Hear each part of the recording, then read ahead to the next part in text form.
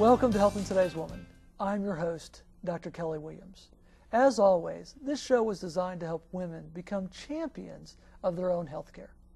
Tonight we're going to take on a topic that many women deal with, but few want to discuss. And that's the whole idea of urinary incontinence or urinary leakage. Now, a lot of women will say, well, I thought that was just a normal part of aging. Or, you know what, that's just the result of having a number of kids. And although that is true, there are some real treatments and some real options to prevent and also to help treat those patients that are dealing with it. Tonight we're very blessed to have with us Dr. Barry Jarnigan, who is a urogynecologist, which means he deals not only with the urinary tract, he also deals with the pelvic organs. He is also the director of the Center for Pelvic Health, that is a division of the St. Thomas Health Services. Now, Barry's been with us before, so I want to reintroduce him and say thank you for coming to join us today. I kind of want to start at the very beginning, and that is, I want you to give us a little bit of an idea of the different types of incontinence that are out there. Well, first of all, thank you for having me back. I really appreciate it. Oh, you're welcome. And I want to appreciate the opportunity to talk about something that, as you commented on, most women don't want to talk about.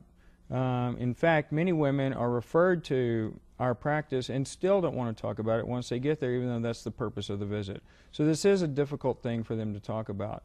The other thing that you mentioned that I want to emphasize is it is a very common problem. Yes. And because most women think that they're either all alone or it doesn't happen very often. It's very common. The types of incontinence.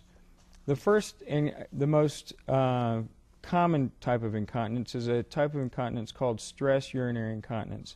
And that is where when women cough, sneeze, laugh, any kind of pressure movement towards the abdomen pelvis will cause them to leak urine. One of the most common causes of that is childbearing. That doesn't mean it's normal, but it is a common cause. There's other causes that are related to that, and women can have incontinence, even urinary incontinence, even if they haven't had childbearing. Okay. The second most common type is called urge type incontinence, which is where it is the gotta go, gotta go, gotta go phenomena that women have heard on TV before, and they just merely cannot wait till they get to the bathroom before they leak. A sudden spurt, if you will. There's a third type of incontinence called mixed incontinence, and as it is described, is a combination or both types of incontinence, both stress and urge incontinence exist in those women.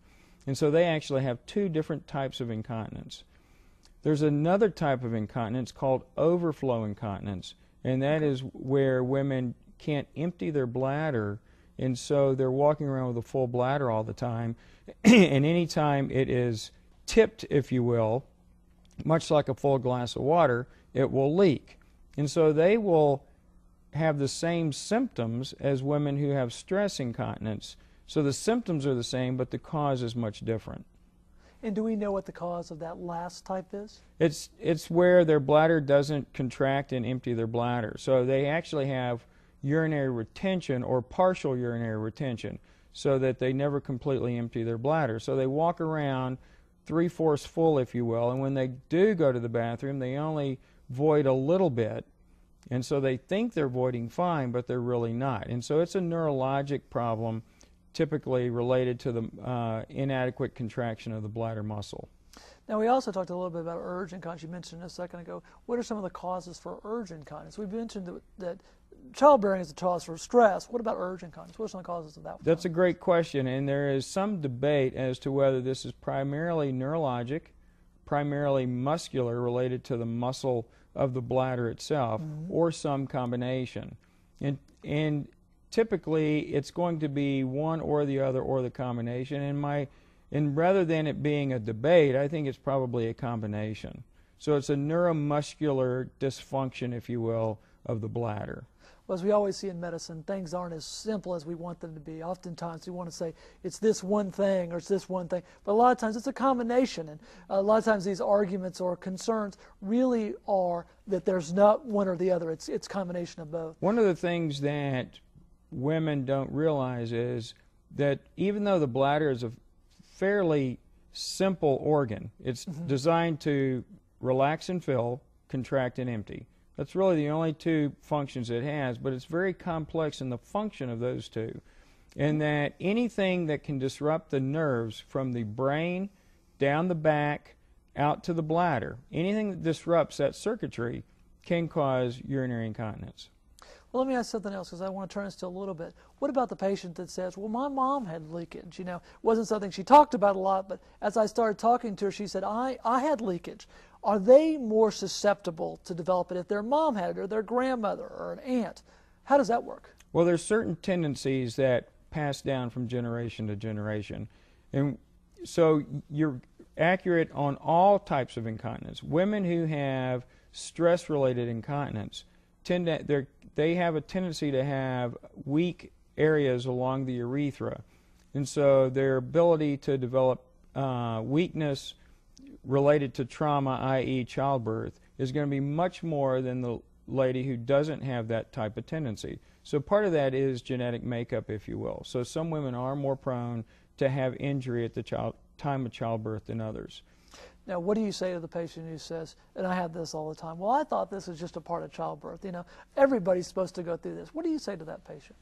I tell women that it is a common condition that occurs, but it's never normal. It's never normal to leak urine.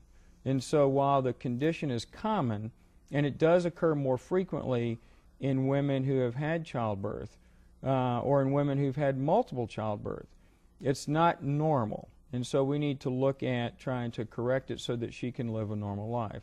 The truth is, these women suffer terribly, and it's been shown that women who have urinary incontinence have much more problems with depression and social functioning, because it really truly impacts every aspect of their quality of life. And I've seen this with my patients. I've had patients come to me, one that sticks in my mind, she loved to dance. I had a patient that said, I love to square dance, but I can't go square dancing anymore because I have this incontinence issue.